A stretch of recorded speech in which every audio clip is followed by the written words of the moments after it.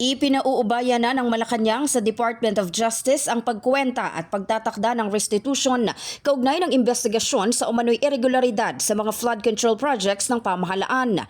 Ayon kay Palace Press Officer Claire Castro, nasa DOJ ang diskresyon kung paano tutukuyin ang kabuang halagang dapat ibalik at kung sapat na ang mga naisauling pondo o kung may hahabulin pang karagdagang halaga mula sa mga sangkot.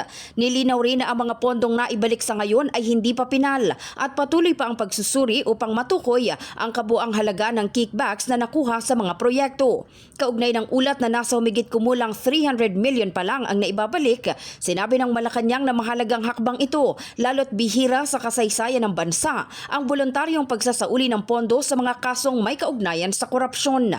Dagdag ng palasyo, hinihikayat ng pamahalaan ang iba pang sangkot na magsauli ng mga nakuhang kickbacks habang nagpapatuloy ang investigasyon at mga legal na proseso upang mapanagot ang mga responsable at mabawi ang pondo ng bayan. So hayaan po natin ang DOJ ang magpatupad nito at nasa kanilang diskresyon kung paano nila masasabi na ang mga naibalik na ay sapat o kulang pa. Ang 300 million ay hindi po lamang.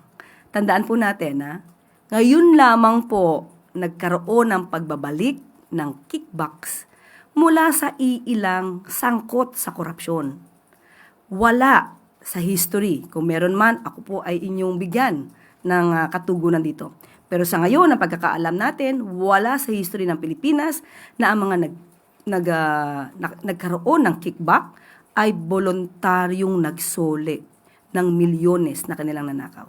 In the heart of changing lives, ako si Brigada Maricar Sargan ng 105.1 Brigada News FM Manila, the Music and News Authority.